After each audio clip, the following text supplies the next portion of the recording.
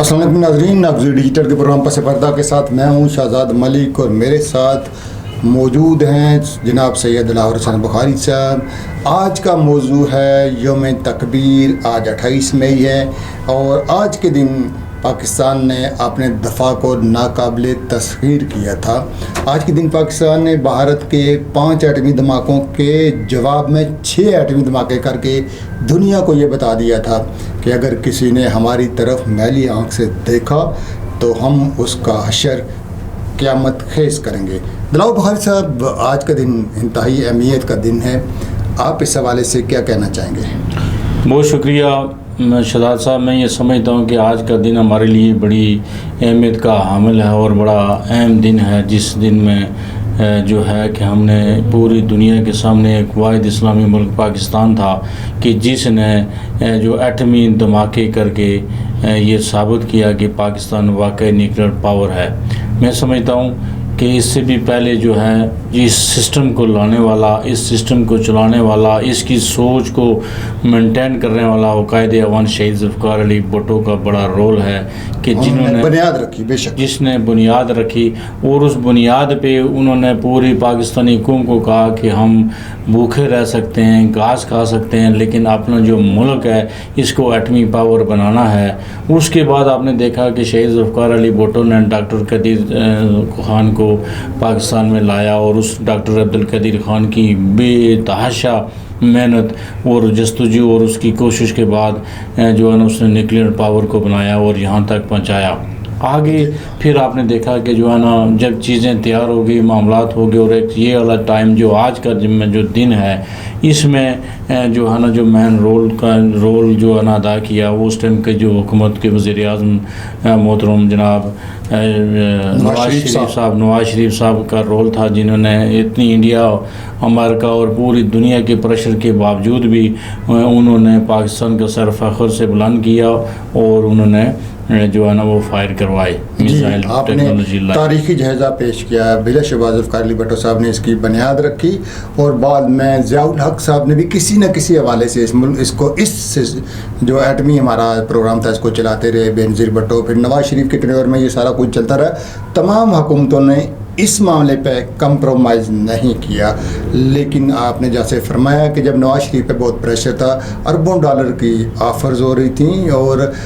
دشمنان اسلام، میں کہوں گا صرف پاکستان کے دشمن نہیں، اسلام کے دشمن یہ چاہتے تھے کہ مسلمان دنیا بھر میں مار کھاتے رہیں لیکن ہتھیار نہ بنائیں۔ نواز شریف نے سر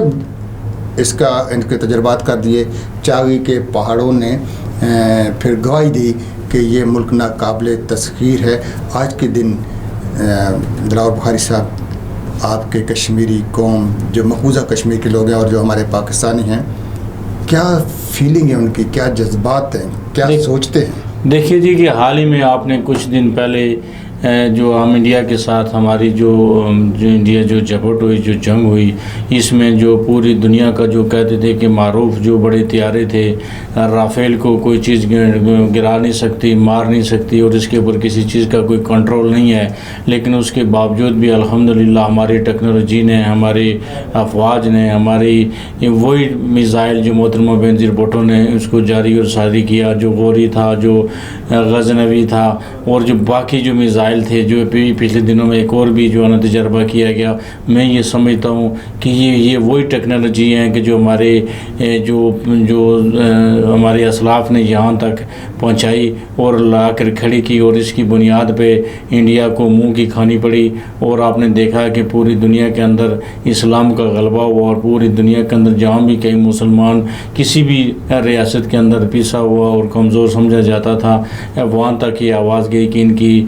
رہنمائی کے لیے اور ان کی قوت کے لیے پاکستان کے اندر مواد موجود ہے۔ پاکستان واقعی اس پوزیشن میں آ گیا کہ پوری امت مسلمہ کی قیادت کرے اور پاکستان کی میزائل ٹیکنالوجی اور پاکستان کے ایٹمی ہتھیار اس قابل ہیں کہ پوری امت مسلمہ کا دفاع کر سکیں۔ دلاور بخاری صاحب، انٹرنیشنلی اقوام متحدہ کی طرف سے، امریکہ کی طرف سے اور دوسری قوتوں کی طرف سے صرف امت مسلمہ پر، مسلمان ممالک پر پابندیاں ہیں کہ وہ اسلحہ نہ بنائیں، جبکہ دوسری طرف ظلم کے سارے پہاڑ بھی مسلمانوں پر ہی ٹوٹتے ہیں۔ آپ کیا سمجھتے ہیں اسلحہ سازی میں ہمارے اسلامی ممالک کو کیا کرنا چاہیے؟ دیکھیں میں یہ سمجھتا ہوں کہ بینگ اے مسلم ہمارا یہ جو اگر ہمارا یہ اللہ رب العزت قرآن میں بھی فرماتا ہے کہ تم کفار کے مقابلے میں اپنی استطاعت کے مطابق جو ہے نا وہ اپنی تیاری جاری و ساری رکھو، چاہے وہ اسلحے کی ہو، جسمانی ہو، ٹریننگ ہو، جو بھی ہو، لیکن استقامت جو ہے نا وَاعِدُّوا لَهُم مَا اسْتَطَعْتُم مِّن قُوَّةٍ وَهُوَ عِبَادِكَ الْخَيْرُ، یہ جو استطاعت ہے، قوت ہے، یہ ان جو ہے وہ آپ اپنی تیار رکھیں۔ اس کے لیے یہ ہے کہ میرا اللہ کہتا ہے، اللہ کا نبی نے ہمیں کہا کہ ان لوگوں کے مقابلے میں اپنی استطاعت رکھو، اپنے تیر و تلوار تیار کرو، اپنا